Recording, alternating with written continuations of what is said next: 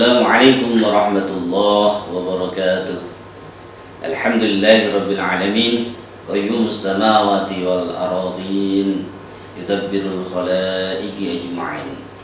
Salawatullahi wa salamuhu alaihi wa ala sairin nabiyyin wal mursalin wa ala ali kulli wa sairis sholihin. Amma ba'du.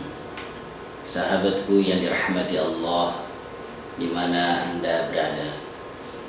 Di segmen ini Al-Fakir lebih rinci menerangkan tentang takdir yang tertulis. Allah Subhanahu wa taala menciptakan manusia 120 hari di dalam rahim sudah diberikan ruh oleh Allah lewat malaikat. Dan ditulis 4 perkara, yaitu tentang ajal, rizki, takdir, dan jodoh. Akan tapi di sini saya gambarkan, saya jelaskan tentang takdir yang tertulis ketika manusia di dalam rahim seorang ibunya. Allah Subhanahu wa taala pada hakikatnya sudah memberikan takdir seseorang sejak 50.000 tahun sebelum manusia dilahirkan di dunia ini. Rasulullah SAW bersabda, "Kataballahu maqadirul khalaiqi qabla an yakhluqas samawati wal arda bi 50,000 sanati." Kataballahu maqadirul khalaiqi, Allah telah mencatat seluruh takdir makhluk 50.000 tahun sebelum Allah menciptakan langit dan bumi. Qabla an yakhluqas samawati wal ardi bi 50,000 sanati. Jadi Allah sudah mencatat seluruh takdir makhluk yang akan diciptakan oleh Allah sebelum Allah menciptakan langit dan bumi ini. Kemudian di dalam rahim Allah Ta'ala memerintahkan malaikat untuk mencatat kembali 4 kalimat, yaitu rezeki, ajal, amal, takdir. Takdir itu bisa bahagia atau sebaliknya. Allah yang Maha Pemurah telah menetapkan rezeki bagi seluruh makhluknya, dan setiap makhluk tidak akan mati apabila rezekinya belum sempurna. Itu firman Allah, "Wa ma min dabbatin fil ardi illa 'ala Allahi rizquha wa ya'lamu mustaqarraha wa mustawda'aha kullun fi kitabin mubin." Dan tidak ada suatu binatang melata pun di bumi melainkan Allah lah yang memberi rezekinya, dan Dia mengetahui tempat berdiam binatang itu dan tempat penyimpanannya. Semua sudah tertulis di dalam Allah Mahfud, dalam tulisan kitab yang nyata. Rasulullah SAW juga menyampaikan di dalam hadisnya, "Ayyuhan nas, ittaqullah waj'alu fit talabi, fa inna nafsan lan tamuta hatta tastawfi rizqaha. Wa in abta'a 'anha fattaqullaha waj'al wa ajmilu fit talabi, khudu ma halla wa da'u ma haram. Wahai manusia, bertakwalah kepada Allah dan sederhanalah dalam mencari nafkah, karena sesungguhnya seorang tidak akan mati hingga sempurna rezekinya, meskipun rezeki itu bergerak lamban. Maka bertakwalah kepada Allah dan sederhanalah dalam mencari nafkah. Ambillah halal, ambillah yang halal, dan tinggalkan yang haram." Ini pesan Rasulullah SAW yang sangat indah. Jadi rezeki manusia itu sudah tertampak, tinggal manusianya saja. Ambillah rezeki yang halal dan tinggalkan rezeki yang haram. Rasulullah SAW memberikan penjelasan tentang rezeki ini dengan perumpamaan yang sangat mudah dipahami, dan setiap orang hendaknya dapat mengambil pelajaran darinya.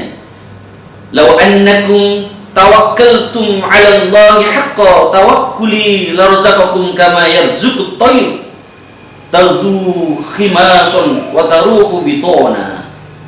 Seandainya kalian bertakwa kepada Allah dengan sebenar-benarnya, niscaya Dia akan memberi kalian rezeki yang sebagaimana Allah janjikan. Dia memberikan rezeki kepada burung, hanya seekor burung, sebagaimana Dia memberikan rezeki kepada burung yang pergi pagi dalam keadaan lapar dan pulang dalam keadaan kenyang. Allah Subhanahu wa taala memerintahkan hamba-hambanya untuk berjalan mencari pekerjaan atau usaha atau maisha untuk mendapatkan rezeki yang baik. Setiap pagi berjalan, berniat mencari rezeki karena Allah. Allah akan jamin ketika pulang, Allah berikan rezeki yang Dia inginkan. Sebagaimana burung yang pergi atau terbang di pagi hari, begitu dia pulang sore hari, dia sudah kenyang.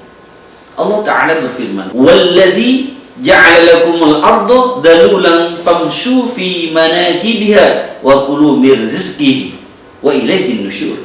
Dialah yang menjadikan bumi itu mudah bagi kamu, maka berjalanlah di segala penjurunya dan makanlah sebagian dari rezekinya, dan hanya kepadanya kamu kembali setelah dibangkitkan.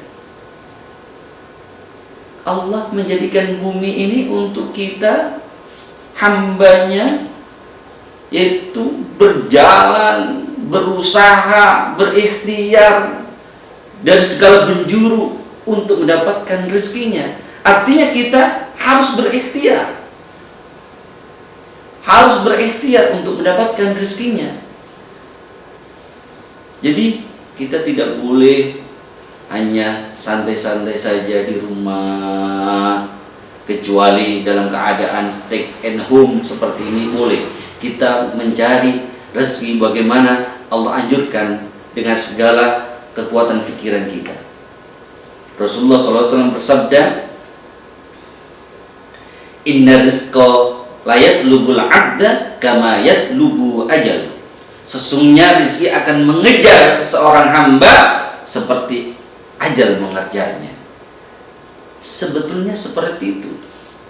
Kita kalau sudah mencari rezeki, rezeki itu akan datang, rezeki itu akan mengejar kita sebagaimana ajal mengejar kita. Takdir sebuah keputusan Allah. Takdir bisa dimaknakan bahagia atau sebaliknya. Yang dimaksud bahagia adalah bagaimana kita dapat bersejahtera apa yang kita inginkan di dunia, dan ketika kembali kita akan masuk surga. Itu adalah kebahagiaan.